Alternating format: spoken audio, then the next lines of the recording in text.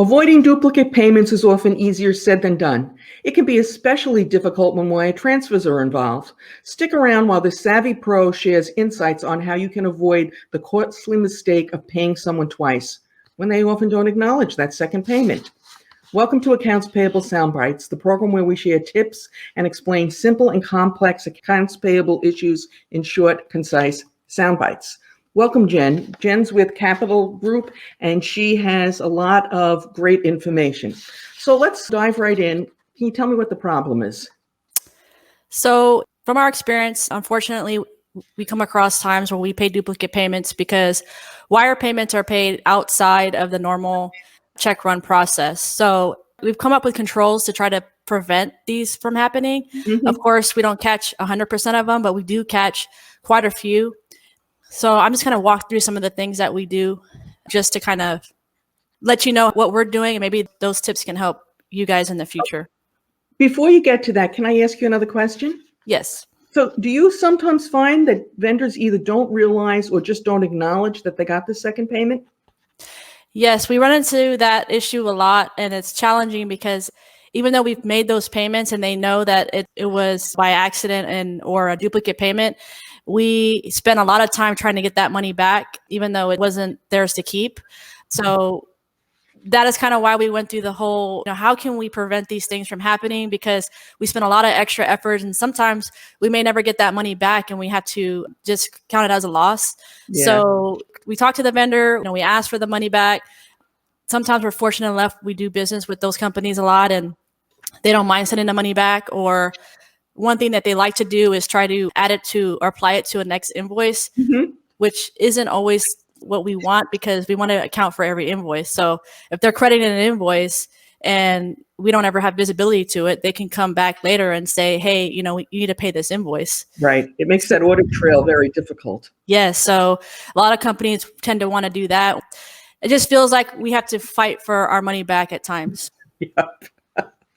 All right, before Jen shares her controls, I'd like to invite you to subscribe to this channel and hit that bell for notifications whenever we upload new videos, which is 2 or 3 times a week. Okay, so Jen, the million-dollar question, what do you do to try and prevent this? So we have one associate that primarily handles the wire desk. So with that, our thought is that if you have one person doing it, what payments are going out, what's coming in, to kind of help with that.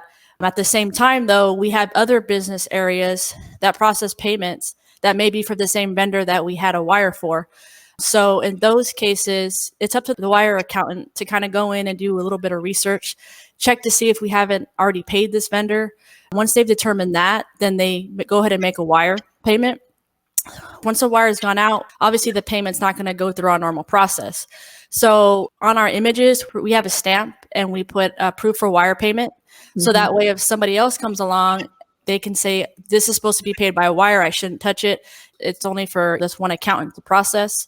Twice a week, we have a peer-to-peer review, and we're checking payments that are going out. The wire payments show up on this review.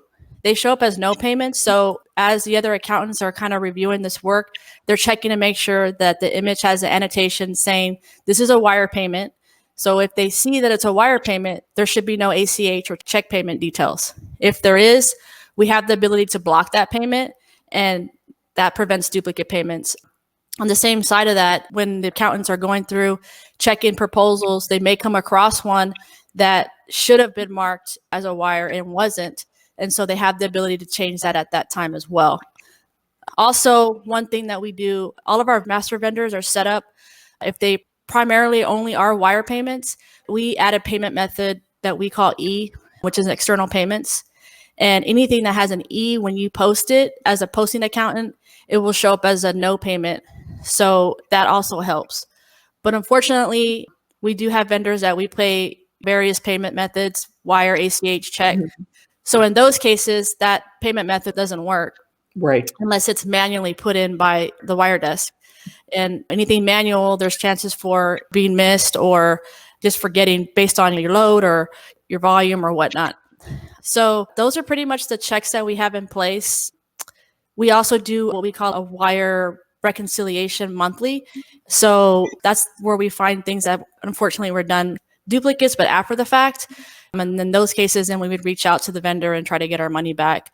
So we're always constantly with the wires, always constantly paying attention to what we're sending out, what's coming in. We keep a log, and it's something that associate is primarily responsible for, and just checking and weekly and working with our treasury team to make sure that everything's sent out properly.